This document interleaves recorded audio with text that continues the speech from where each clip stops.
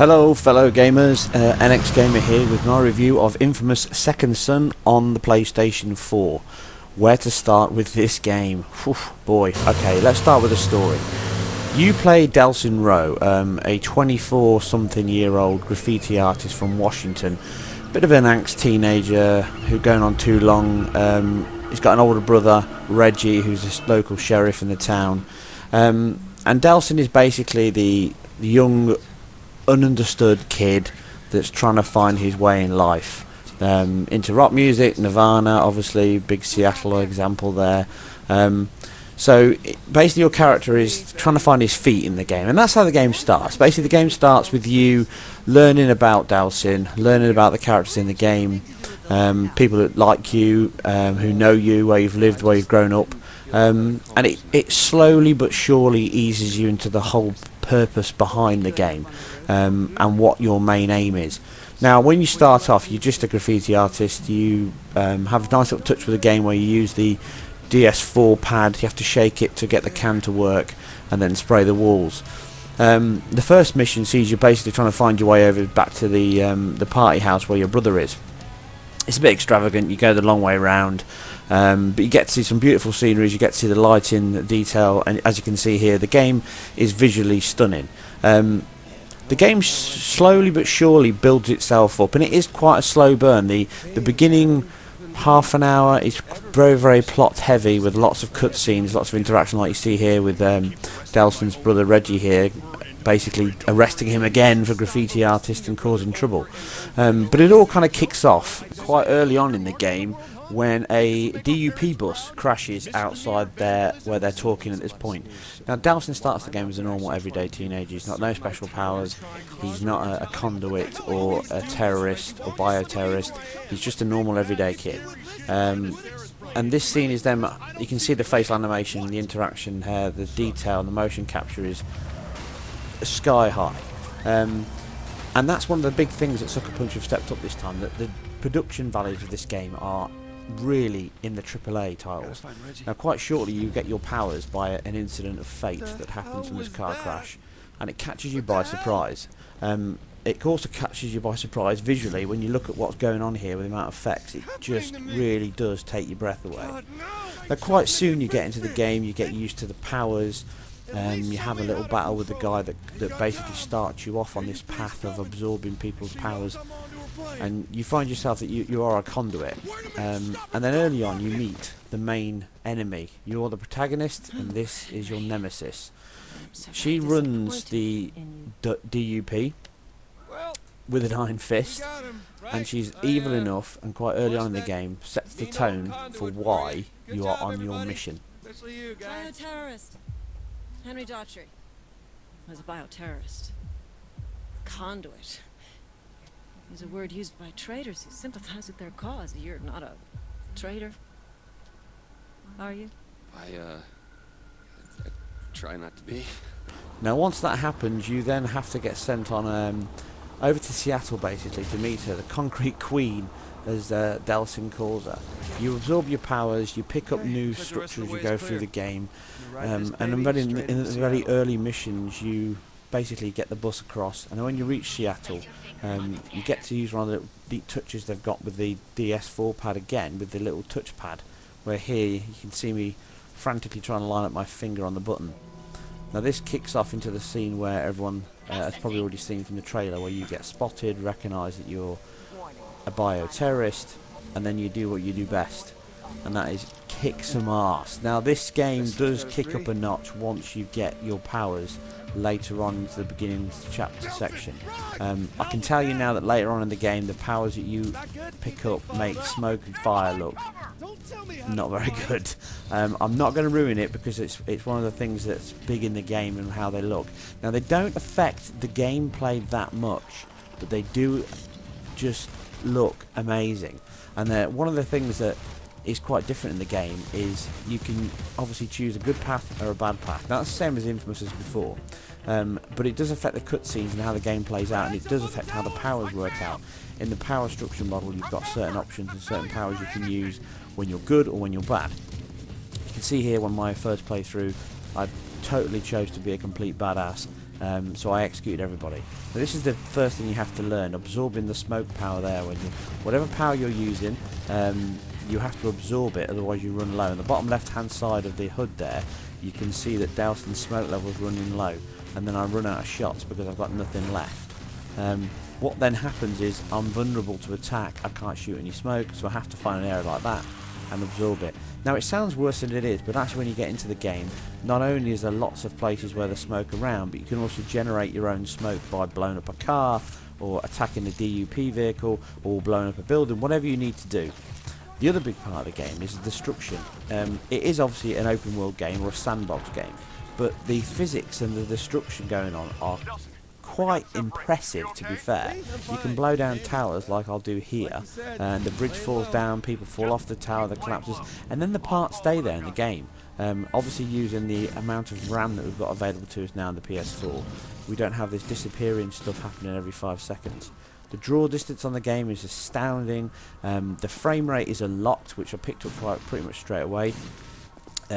It doesn't feel like it ever drops below 30 frames to me.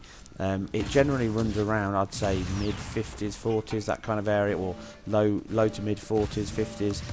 There's parts where it's 60, but it's not a great deal, but it does make the frame rate very, very smooth.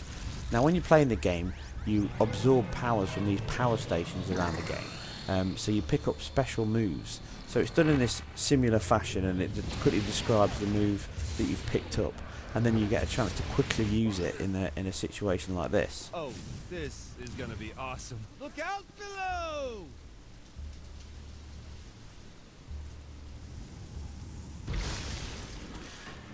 Now, what is good about the game is it diversifies itself quite well.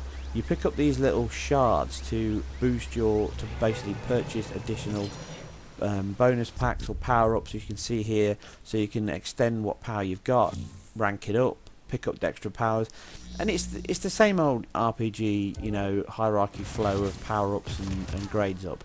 It does it very, very well, but what it does do well is it gets you involved in the story.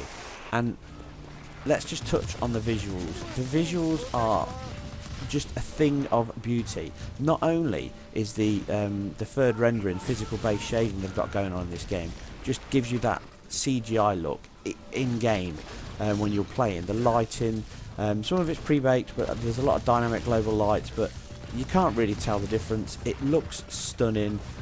Everything about it makes you think, wow, what's going to happen in the next few years if this is coming out. The amount of particle effects and lighting effects in the game, and the way it flows, the frame rate doesn't drop. There's just so much that's getting chucked around at points. You can see here with the amount of post-processing effects going on, with that scene as a morphing through the ground and attacking the bad guys. Now to touch on those, that some of them they all have kind of powers from the Concrete Queen. And they use them against you. Now basically the flow of the game is you have to go around to the stations and you destroy these big DUP power cells to like basically regain control of that area back from the DUP. You get a percentage marker at the bottom, and then when it drops to below a certain percentage you can then get into a gauntlet standoff mode with them, where you can basically fight for supremacy on that area. Now this is obviously another scene where you can just absorb the power from that as you've done it there, which is beautiful. Again, usually when you do this you pick up loads of shards and boost yourself up, and basically it does that to repeat. You go through the story, you pick up little bits of information, you fight some bad guys, and the enemies generally get better. As you unlock an area you get this kind of time-lapse flow where the game moves into the next time cycle. So the game isn't a dynamic night and day, it basically has a set piece. Now throughout the game you got these extra missions as well, where you can pick on stupid little side plots just to do some of the stuff, and there's been a DLC since Friday I think, which adds an additional 5 hours worth of gameplay on additional side quests, which is great. But if we jump back to the Infamous 2 here, you can see that the game doesn't even look on the same level. I mean, it plays the same, it feels like an Infamous game, but this is Infamous 2. Now there's a lot of frantic action going on here, but you can see instantly the resolution, the difference in the textures, the fact that it's a forward renderer, so the lighting, the physical shading of the characters looks very bland and flat. But it's this game on another level. I never really liked Infamous 2. I never really liked Infamous 1. I thought they were quite boring. The characters, Cole was just not a nice guy to like. He was just hard to get on with. Delsin isn't like that. Delsin's quite a strong character. He's likeable, he's funny, he's got an attitude. I mean, that just sums up where we've leapt from on the previous generation to now. And again, you get missions like this where you have to do and reach a certain point to unlock them. But basically, you go through section to section, hitting the areas, destroying the sections. Another side section here is you can spray paint the wall. You can basically do a graffiti artist style that you want. You can pick to choose good or bad. I don't really know what this does, but it's a nice little touch. It's something else to do.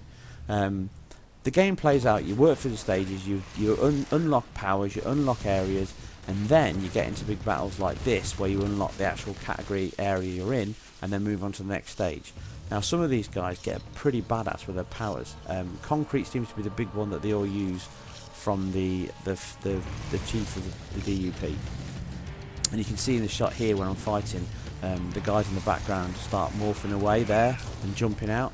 The effect is really just stunning, and I think it adds to the game when it looks this visually pleasing.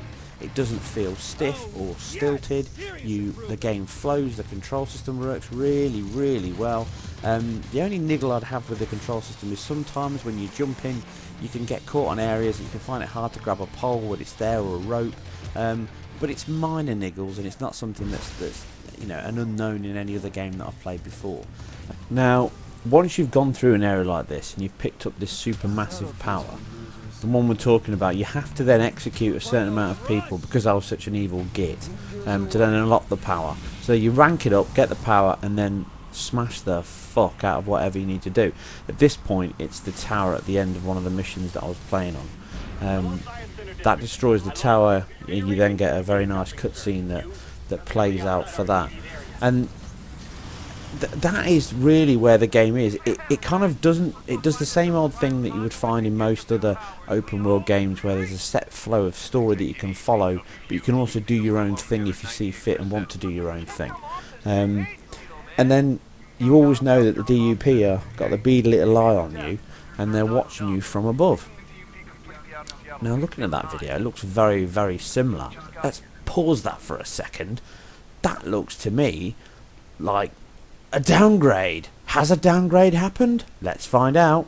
Obviously a lot of fears about a lot of games at the moment, so let's take a quick look. This is the E3 2013 video that was shown, and then this is the actual final retail game. Now the first thing you can see quite differently is the lighting, and that's because they've changed the time of day. But actually, there's just been improvements. Again, E3 2013. Of course, the only downside being that Have your new symptoms? You can see in the background, and the detail on Delsin is massively improved. If we flip between the two, you can see it's had nothing but an upgrade rather than a downgrade, with the detail level being massively, massively advanced. And obviously this game does use completely real-time rendering in-game. All characters are the same, they're all rendered on the fly by the PS4. You can see here the lighting's slightly different from the E3, but again, they've done a lot of difference from time of day. If you look at the cutscene there from the final release, we go back and we look at the E3 one, you see there's no smoke. It wasn't even finished. Even the special attack move, which I've split off between the two versions, is pretty much identical.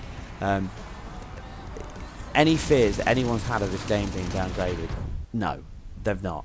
The IQ on this game is unbelievably high. It's definitely not FXAA, you could tell. I thought it was MSA, but it turns out that it's SMA times 2, which is very, very good for a console, which pushing around this much in a game, running that kind of AA solution, it's incredible. The game looks sharp, the game looks crisp, the detail, the draw distance, nothing. You get no real pop-in, and especially with the speed that you're flying around on rooftops in this game, Delsin can really zip along when he's getting around the town. By and large, the game looks beautiful in the night, in the rain, the lighting. You've got HDR screen reflection running, so the whole screen reflects. You can see the lights in the background, the lights shining on Delsin's face there. The character animation is super smooth. there's just nothing wrong with this game. It does literally set a new level of graphical fidelity on anything. PC, nothing I've played on a PC looks like this. Nothing I've played on anything looks like this. It is just on another level, and the graphics and the lighting in the game are again, it's all based on the render in the game. The lighting just makes it look so incredible, and the draw distance is just immense. You could literally jump off that rope and fall all the way down to that ground and go all the way to that pier edge if you wanted to. It is truly a sandbox open world game. There's still glitches, you know, there's still things like this where you get stuck on a car door. There's little, tiny little, and I'm being really niggly here, where you see, look at the lights on the tree in the background, they just lod in as I walk up. But that's the software glitch, because you can see that the actual bits in the background there are not disappearing.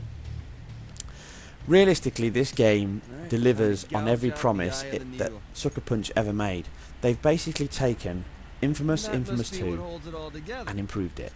It's on another level in terms of visual fidelity. It's on another level in terms of storytelling and animation. Troy Baker is amazing as Delsin.